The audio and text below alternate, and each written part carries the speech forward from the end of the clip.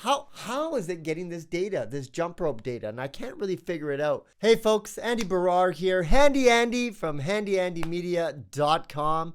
And today we're going to be doing a review of this watch right here. It's from Amazfit and we're looking at the T-Rex 2 smartwatch. What I'll be doing is discussing the design of this watch. I'll discuss some of the notable features, namely it tracks 150 workout modes, including jump rope. And then I'll talk about my experiences using it. I've been wearing this for several days now. I've been doing a lot of workouts, both jump rope fitness. I have been running, walking, and strength training. And I tracked all of it on this watch. So what we're going to do is take a look at the data that I've been collecting and then discuss how accurate it is. And most importantly, if something like this is right for you.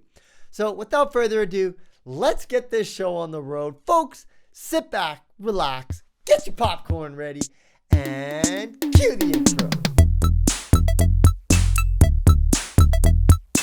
So let's go ahead and take a quick look at the design of the T-Rex 2 smartwatch. This is not like the Apple Watch. This is rugged to the core. It's got military grade style construction. This can be worn in the rain, in the snow, on a hot day, on a cold day. Speaking of cold, up to minus 23 Celsius, you could wear this watch and it will still run and operate, which is mind-boggling. Now, you can see on the front that it does have a color display. It is a touch display, so there's really two ways to operate it. You can swipe like you would on a smartphone, left and right, up and down. But there are also 4 buttons positioned on each side that allow you to operate on that way as well, which is important, especially if you're working out. Maybe you just want to use the buttons rather than the touch display.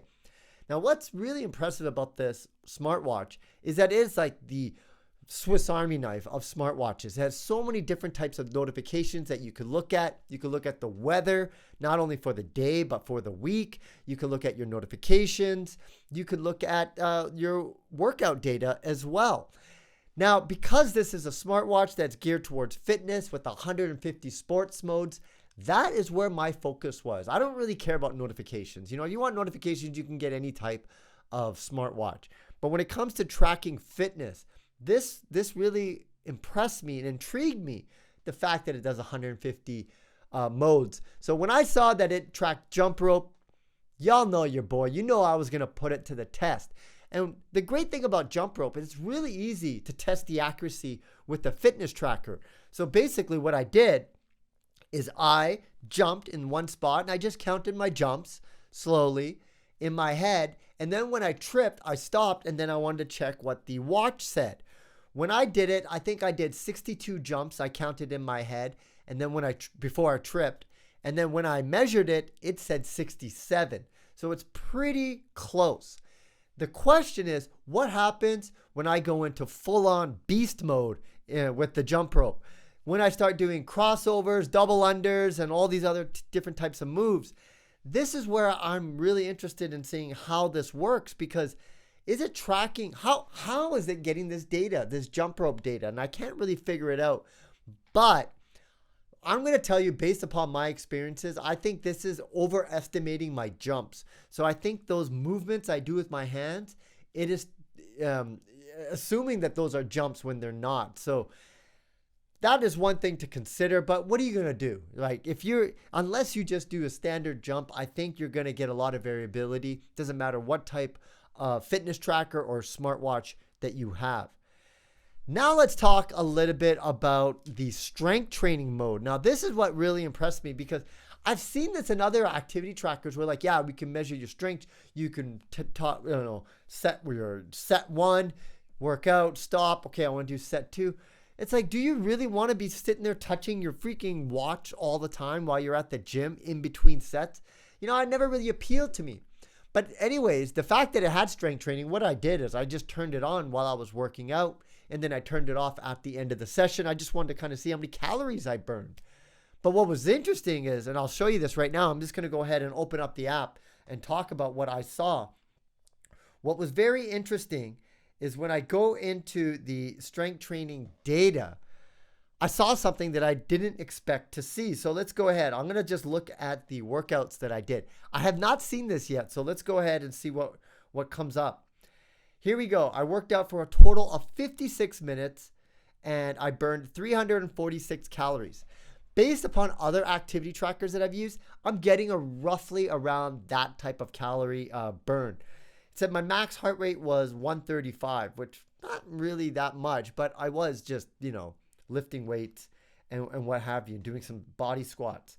So it shows you my heart rate throughout the workout. Looks like I really went up around the 14, between like say 20-minute mark, and then it kind of trickled down. You can see I'm getting tired at the end.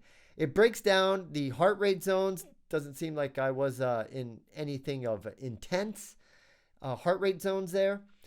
And then it goes to training effects. So I'm going to try to see if I can get any more detailed data. So I'll click on the detailed, and then it just kind of gives you it all numerically in a nice clear way that you can look at.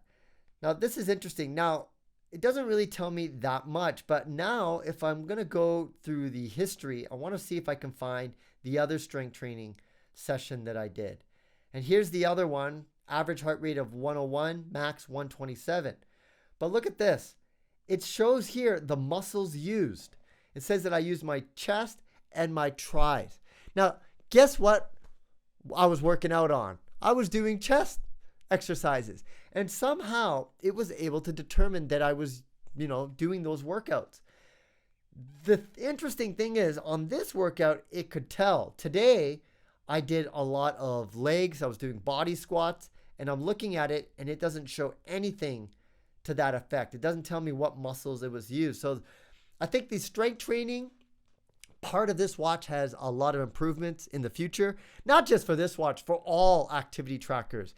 If they could make a strength training like AI, where it can actually predict based upon your wrist movements, what exercise you're doing, that would be amazing. Like I even did bicep curls today and it didn't come up. So I'm a little disappointed in that. But otherwise, let's go ahead and look at the running workout that I did as well. So I'm going to go ahead and look at some of this running workout. So I'll go into the workout history, type view more. And here we go, outdoor run. This was this morning. I ran for a total of 1.3 kilometers, about 5 minutes and 50 seconds. And here it shows you my pace. It shows you my heart rate, which to me, it seems a little low. Like I'm really working hard, but it says my heart rate is only at a 147. Now I work out a lot, so maybe I've gotten, my heart conditioning has gotten good. So that's why it's staying low. But for the effort that I put, I was expecting it to be in the 150s. It also shows you the altitude and the gradient distribution, the cadence. It says 179.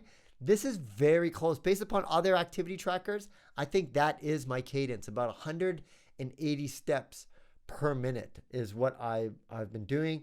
Shows you even the distance of my stride, which is amazing. How do they figure that out? I can't understand that. But a lot of very good, interesting data on the running. Even when I was walking, look at this. Walking, it said automatic detection. I was just walking home from the gym. And then the watch vibrated and it said, hey, you're walking. Do you want to track this workout? And when I said yes, it was tracking from when I started walking, not at the time that I pressed that button. So, in the event that you forget to turn on your workout, it will understand that you're working out and then you can continue and still have that data from when you first started. So my speed, it says 5.39 kilometers is my walking speed, which is pretty interesting. Heart rate. Not very much. That is exactly, what I would expect in my heart rate to be for a walk like that. And, it just gives you everything. Cadence, 111 compared to 180 when I'm running, which is interesting. The stride is only 81. So just ample data, folks, that you can get about your workout. And again, if you back it up, it's not just about your workout. It's also sleep. I can look at my sleep.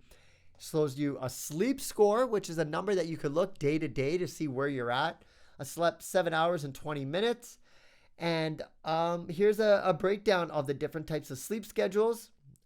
Needed to get more deep sleep, that's for sure. and the REM sleep was in the normal range.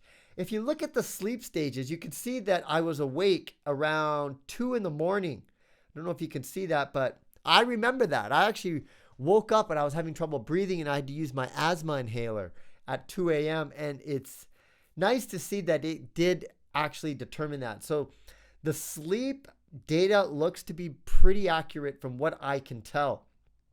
So overall, who is this smartwatch for? Well, if you're an outdoors person, you're male, and you have big arms, because this is a big watch, it's got a bulky look to it, I think you would actually really like this watch. You really have to be an outdoor person. You have to be someone who likes data, tracking your data. Then you'll get a lot of value out of this. It's kind of a cheap man's Garmin in one sense, I would say. You know, it's definitely competing for that audience, the Garmin audience, those kind of like, you know, those ultra workout dudes out there.